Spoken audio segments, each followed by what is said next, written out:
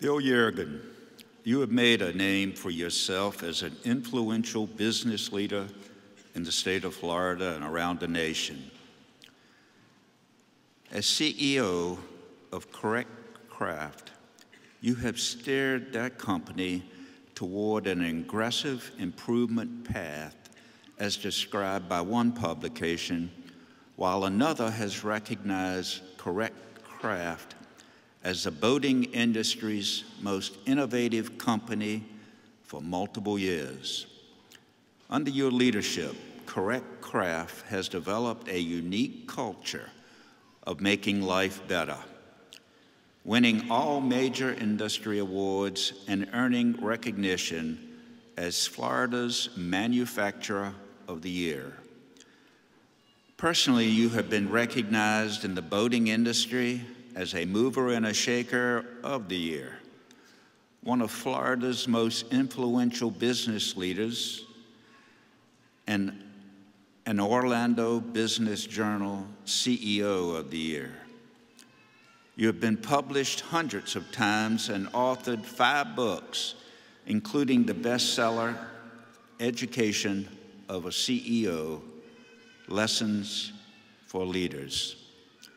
You earned your bachelor's degree in accounting from Florida Atlantic University and a master's of business administration degree, the MBA, from Southeastern University.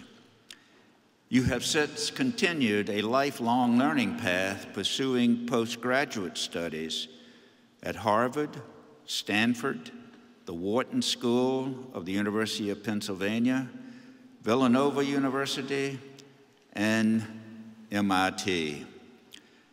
You served and currently served on numerous for-profit and not-for-profit boards, including the Florida Chamber of Commerce, the Florida Council of 100, and the National Marine Manufacturers Association, just to name a few. You have been invited to the White House 8 times by 3 different presidents to discuss items of national importance and have been asked to serve on cabinet-level advisory councils on both the Obama and the Trump administrations. Bill Yeargin, in acknowledgement of your accomplishments, contributions to the lives of others, and to the commitment to the betterment of humanity, Southeastern University's Board of Trustees is proud to confer upon you the Honorary Doctorate of Humane Letters degree.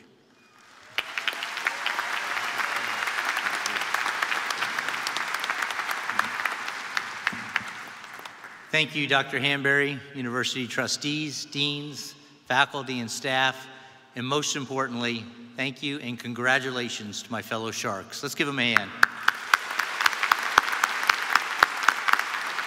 I've said many times over the last couple of decades that the single best decision I made in my professional career was to go back to NSU and get my graduate degree. So I know you've got some good times ahead, and you've made an investment that you're going to reap the rewards of for many years to come.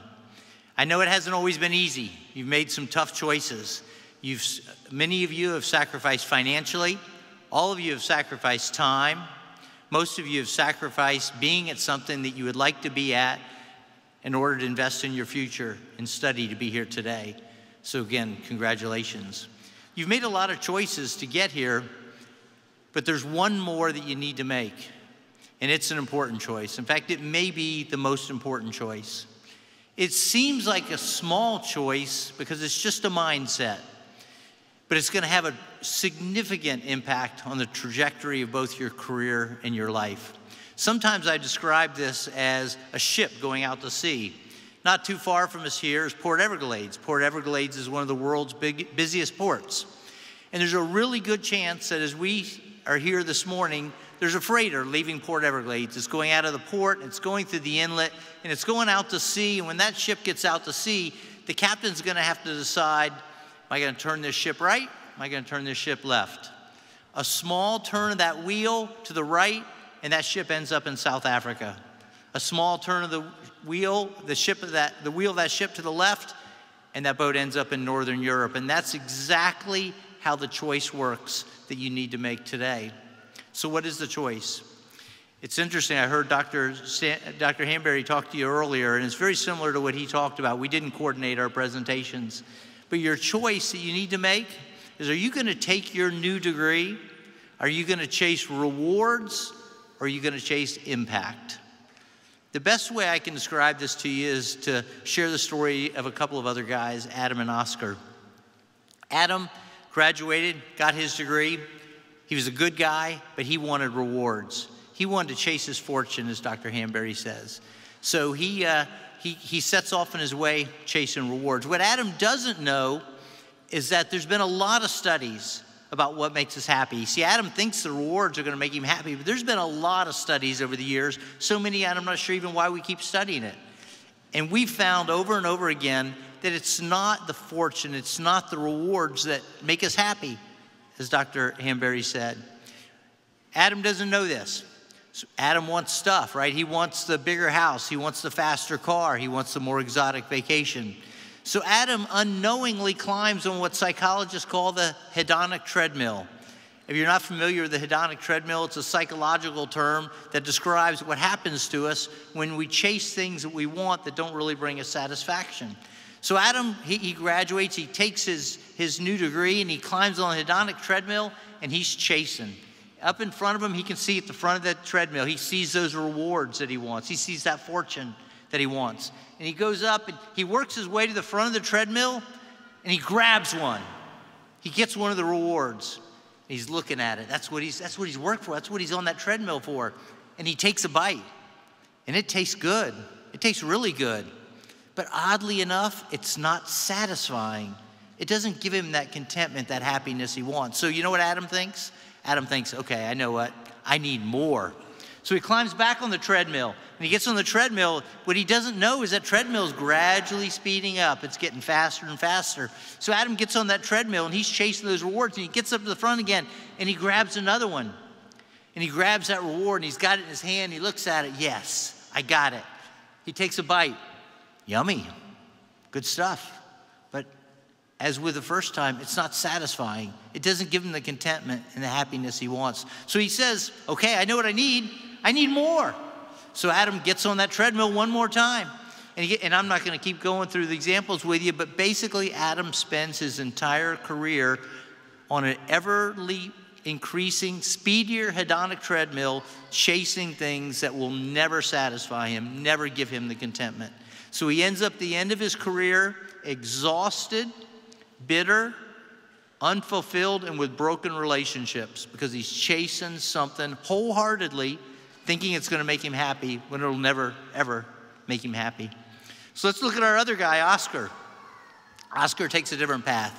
He's taken his new degree and he's going to have an impact. He's going to have a purpose bigger than himself. He's going to work hard to make life better on everyone he can. So Oscar, he goes about his career and he comes to some time where he's got to make some tough choices. Oscar comes into a situation where he's got an opportunity to make his bonus a fair bit bigger. But to make his bonus bigger, he's got to do some things with his employees that aren't right. He's got to work his employees harder than he knows he should work them. So Oscar, he chooses impact, and he treats his team right. Oscar's got another opportunity to look good. He's got an opportunity to look good and maybe even positioning for that promotion that he wants. So Oscar, to do that though, he's got to make some choices that aren't really in the best interest of his customers or in the long-term interest of his organization. So Oscar chooses impact. He said, I'm going to do what's right. Oscar's got to decide what to do with some of his free time.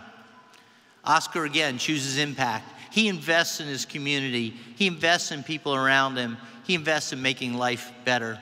So Oscar ends up at the end of his career, or during his career, satisfied because he knows he's having an impact. But get this, and this is the really interesting part. This is the part you may not see coming. And this is the part that's even a little counterintuitive. Oscar's over here making decision after decision to choose impact.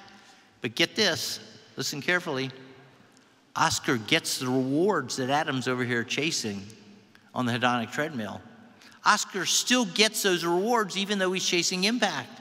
And the reason is Because if Oscar's an entrepreneur, people want to do deals with people that are impact focused. If Oscar's working for an organization, people want people that are impact focused with their organization. So what will they do? They'll work hard to retain them. They'll work hard to recruit them. And they'll work hard to reward them because they want those people in their organization. So, my fellow sharks, you can have it all. Okay, you can have it all. But you only get it all by choosing impact. You only get it all by choosing impact. You've got your choice. You can chase the rewards. You can be Adam over here on the hedonic treadmill and end up like Adam did. Or you can chase impact and you can have a great life, a great career, and at the end of your life, a lot of satisfaction because you've chosen impact. So this is my ask. Okay, I've got an ask for you. There are a lot of us that are far from perfect. We are far from perfect, but there are a lot of us that are doing the best that we can to use our positions, to use our platforms, to use our influence, and to use our access for impact. We're trying really hard to make the world better. We're not as perfect, as I said, but we're trying to choose impact. So my ask, join arms with us. Join arms with those of us that are trying to choose impact. You'll never be sorry that you did that. So let me leave you with 3 quick things. First of all, congratulations. You've done something big, and I hope you have a great day celebrating with your friends and family. Number 2, go Sharks. Be loyal to your school. And number 3, choose impact. Thank you very much.